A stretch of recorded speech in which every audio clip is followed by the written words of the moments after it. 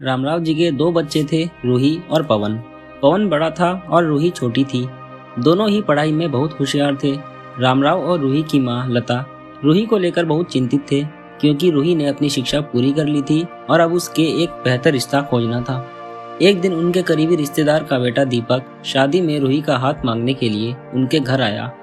दीपक को सभी लोग पसंद करते थे। वह दिखने में अच्छा था और एक अच्छी कंपनी में कार्यरत भी था। दीपक के परिवार को भी रूही पसंद थी। फिर इन सब के बाद शादी की तारीख तय हो गई और पवन के भैया और रामराव शादी की सारी तैयारियां कर रहे थे। क्योंकि शादी नजदीक थी, सारी तैयारियां हो गई। शादी का दिन भी आ गया। पवन रूही का हाथ पकड़कर मंडप में ले आया। रूही सुंदर गुड़िया सी दिख रही थी। सुंदर नाक, आंखें, रंग गोरा, लंबी लंबी चोटी। रूही दिखने में बेहद खूबसूरत थी। पवन रूही को मंडप में ले आया और पंडित ने रूही को कन्यादान के लिए हाथ आगे करने को कहा और उसका हाथ कांपने लगा।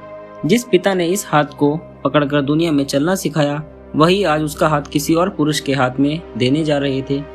अपनी उस बेटी के बिना अपना बाकी का जीवन बिताना, ये विचार ही उनके लिए काफी कष्टदायक था।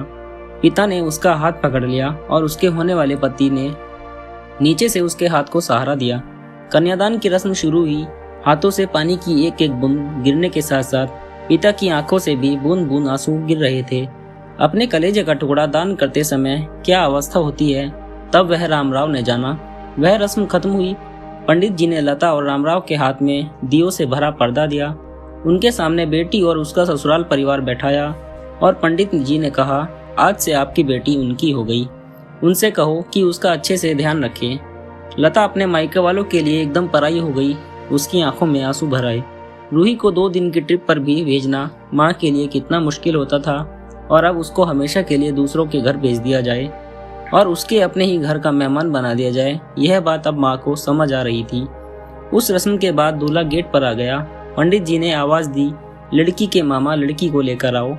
उस मामा का हाथ पकड़ वह उस अंतर पाठ पर जा रही थी। सुबह उठकर एक साथ नाश्ता, फिर मस्ती, फिर मम्मी के हाथ का खाना और रात में मामा के गोद में सिर रखकर सोने वाली भांजी आज उस मामा को दूसरे के हाथ में सौंपनी होगी।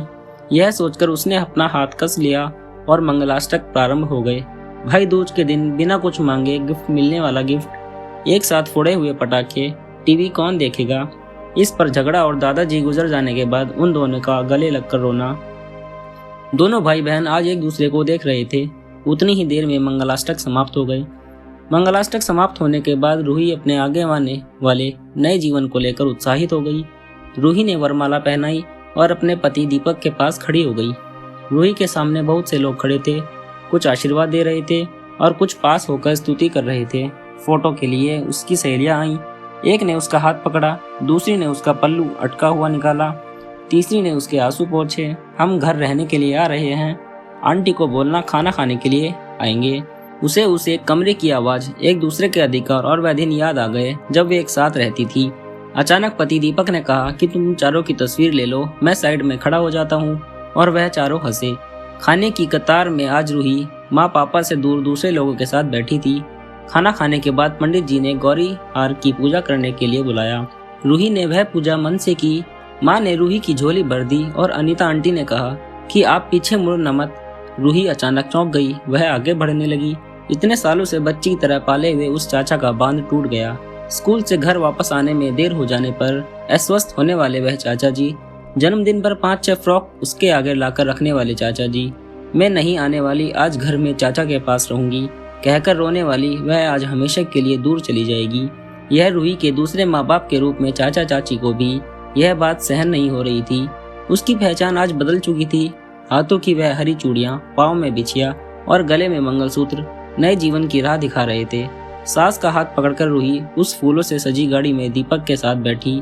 उस गाड़ी में खुशी थी और उस गाड़ी के बाहर खड़े सभी लोगों के आंखों में आंसू लिए उसे अलविदा कह रहे थे। रूही बोली, मम्मी पापा आती हूँ मैं। बहुत मुश्किल होता है अपना कलेजा, अपने दिल अपने ही हाथों से बाहर निकालकर पराए हाथों में सौंपना, और वह अपने कलेजे को, अपने दिल को खुद के दिल में कर रखना। फिर भी हर माता पिता इस मुश्किल काम का सपना देखते हैं लड़की के जन्म के बाद से ही। दोस्तों, आज की कहानी आपको कैसी लगी हमें कमेंट करके जरूर बताएं, और इसी तरह की कहानी सुनने के लिए हमारा चैनल कहानियों की लाइब्रेरी को जरूर सब्सक्राइब करें। फिर मिलेंगे एक और नई कहानी के साथ। धन्यवाद।